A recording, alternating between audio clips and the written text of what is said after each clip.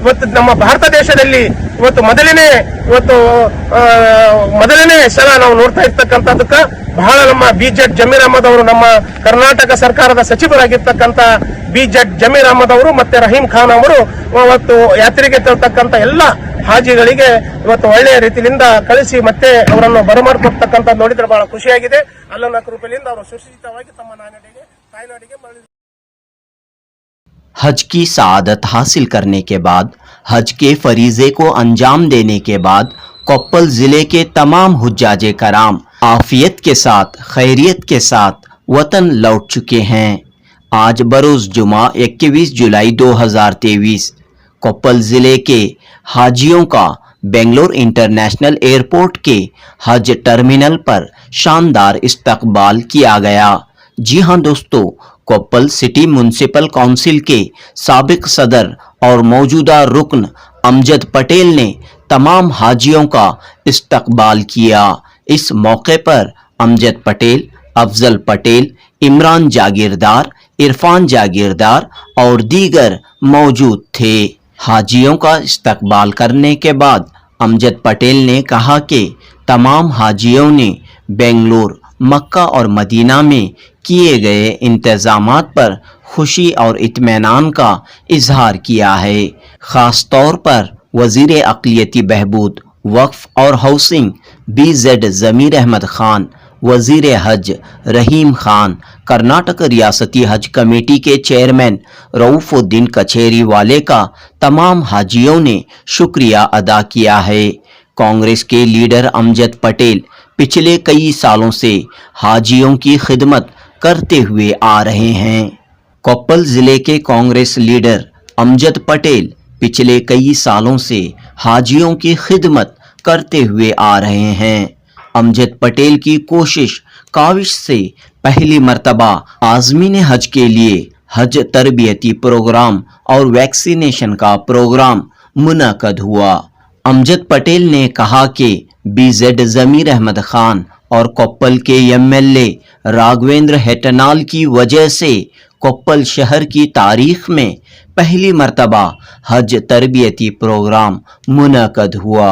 लिहाजा सफ़र हज से लौटने के बाद कोप्पल ज़िले के तमाम हाजियों ने अमजद पटेल और उनकी पूरी टीम का खुसूसी तौर पर शुक्रिया अदा किया। जुनूबी न्यूज़ रिपोर्ट। अस्सलामु अलैकुम व रहमतुल्लाहि व बरकातहू। हाजियों का इस्तकबाल करने के लिए हम बेंगलुर के एयरपोर्ट में आए हुए थे। हमारे कोप्पल जिले से हाजियों ने हज के लिए रवाना हुए थे। 40 दिन वो अरकान कर हाजी बनकर अपने वतन को लौटे हैं और अल्लाह के फजल करम से आज बहुत एक खुशी का मौका है। लेकिन इतने लोग हमारे डिस्ट्रिक्ट से जो 50 को 2 लोग हाजी गए थे, तो पूरे लोग है ना अल्लाह के फजल करम से बहुत आराम के साथ और हज कर यहाँ पर आए हुए हैं। उनको हम है ना गुलकोशी करते हुए, उनको शुक्रिया अदा करते हुए उनको इस्तकबाल आज के दिन हम करेंगे। अस्सलामु अलैकुम ವ ರಹಮತುಲ್ಲಾಹಿ ವ ಬರಕಾತುಹು।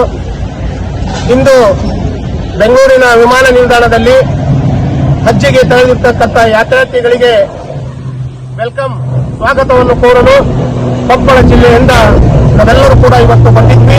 ಬಹಳ ಸಂತೋಷದ ವಿಷಯ, ಇವತ್ತು ಹಜ್ಜಿಗೆ ಹೋಗಿರ್ತಕ್ಕಂಥ ಯಾತ್ರಾರ್ಥಿಗಳು ಅಲ್ಲಾಹನ ಕೃಪೆಯಿಂದ ಸುರಕ್ಷಿತವಾಗಿ ತಮ್ಮ ತಾಯ್ನಾಡಿಗೆ ಮರಳಿರ್ತಕ್ಕಂಥದಕ್ಕೆ ನಮಗೆ ಬಹಳ ಖುಷಿಯಾಗಿದೆ।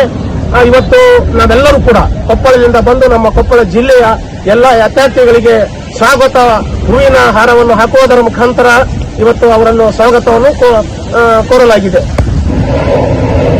ಇಂದು ಬೆಂಗಳೂರಿನ ವಿಮಾನ ನಿಲ್ದಾಣದಲ್ಲಿ ಕೊಪ್ಪಳ ಜಿಲ್ಲೆಯಿಂದ ಹಜ್ಜಿಗೆ ತೆರಳಿರ್ತಕ್ಕಂಥ ಯಾತ್ರಾರ್ಥಿಗಳಿಗೆ ಸ್ವಾಗತವನ್ನು ಕೋರಲು ಬಂದಿದ್ವಿ।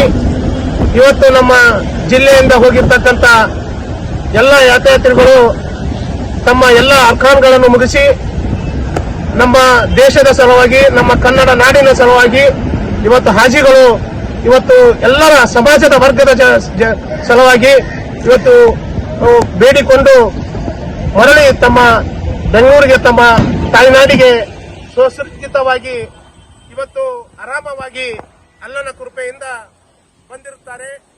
ಇವತ್ತು ಅವರು ಕೂಡ ಇವತ್ತು ನಮ್ಗೆಲ್ಲರಿಗೆ ಕೂಡ ಇವತ್ತು ಸಂತೋಷದಿಂದ ಅವರು ಬಂದು ಇವತ್ತು ನಮ್ಗೆಲ್ಲ ಪ್ರೀತಿ ವಿಶ್ವಾಸದಿಂದ ತಮ್ಮ ಆಶೀರ್ವಾದದಿಂದ ನಾವು ಸುರಕ್ಷಿತವಾಗಿ ನಾವು ಹಜ್ಜಿಗೆ, ಮಕ್ಕ ಮತ್ತು ಮದೀನಕ್ಕೆ ಅಲ್ಲನ ಮನೆಗೆ ಹೋಗಿ ನಾವು ಎಲ್ಲ ಅರ್ಕಾನ್ಗಳನ್ನು ಮಾಡಿ ಮುಗಿಸಿ ತಮ್ಮ ಕೃಪೆಯಿಂದ ನಾವು ಆಶೀರ್ವಾದ ಜನರ ಪ್ರೀತಿ ವಿಶ್ವಾಸದಿಂದ ನಾವು ಸುರಕ್ಷಿತವಾಗಿ ನಮ್ಮ ತಾಯ್ನಾಡಿಗೆ ಮಾಡಿರ್ತಕ್ಕಂಥದ್ದನ್ನು ಅವರು ತಿಳಿಸಿದ್ದು, ಅಲ್ಲಿ ಯಾವುದೇ ರೀತಿ ತೊಂದರೆಗಳನ್ನು ಆಗಿಲ್ಲ. ಅದೇ ರೀತಿಯಾಗಿ ಇಲ್ಲಿ ಹಜ್ ಕಮಿಟಿ ಅವರು, ಬೆಂಗಳೂರಿನ ಹಜ್ ಕಮಿಟಿ ಅವರು ಬಹಳ ಒಳ್ಳೆಯ ರೀತಿಯಿಂದ ಇವತ್ತು ಹಾಜಿಗಳಿಗೆ ಬೀಳ್ಕೊಟ್ಟಿರ್ತಕ್ಕಂಥ ಸಂದರ್ಭ.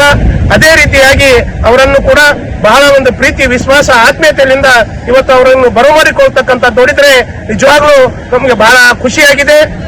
ಇವತ್ತು ನಮ್ಮ ಕನ್ನಡ ನಾಡಿನಲ್ಲಿ ಇಂದು ಇವತ್ತು ನಮ್ಮ ಭಾರತ ದೇಶದಲ್ಲಿ ಇವತ್ತು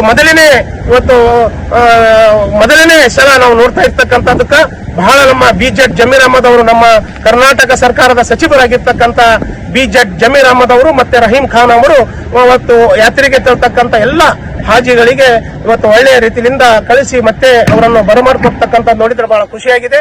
ಅಲ್ಲನ ಕೃಪೆಯಿಂದ ಅವರು ಸುರಕ್ಷಿತವಾಗಿ ತಮ್ಮ ತಾಯ್ನಾಡಿಗೆ